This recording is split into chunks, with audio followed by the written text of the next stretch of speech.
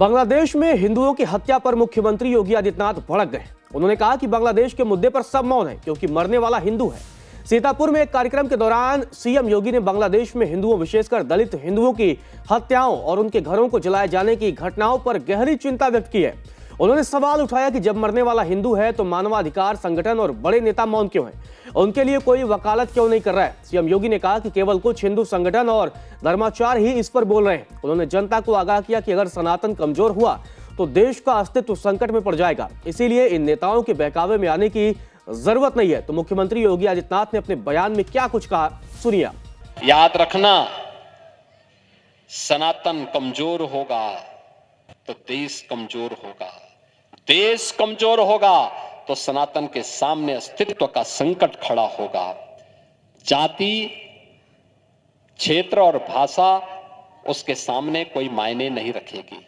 और इसलिए इस बात को ध्यान में रखना, इस बात को ध्यान में रखना कि जो बांटने वाले लोग हैं ना, जाति के नाम पर, क्षेत्र के नाम पर, भाषा के नाम पर, इन लोगों से सावधान रहना।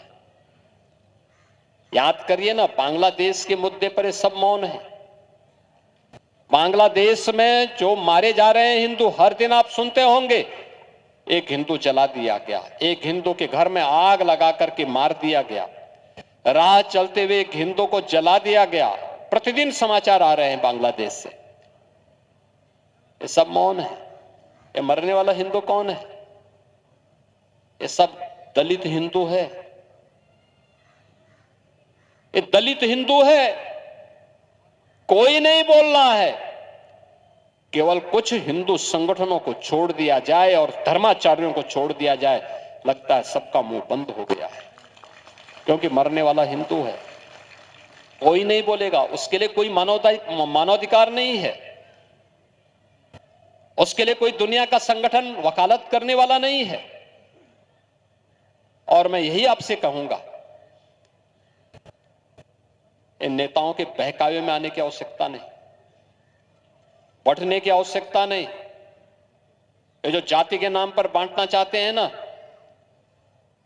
आपको तमाम प्रकार के वादों में बांटना चाहते हैं, इस बहकावे भूल से भी मत आना, क्योंकि देश का दुश्मन आंखें लगाए बैठा है।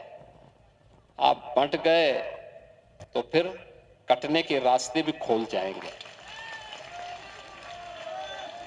उसको कभी मत होने देना। देश अच्छी दिशा में आगे बढ़ रहा है। देश आगे बढ़ेगा।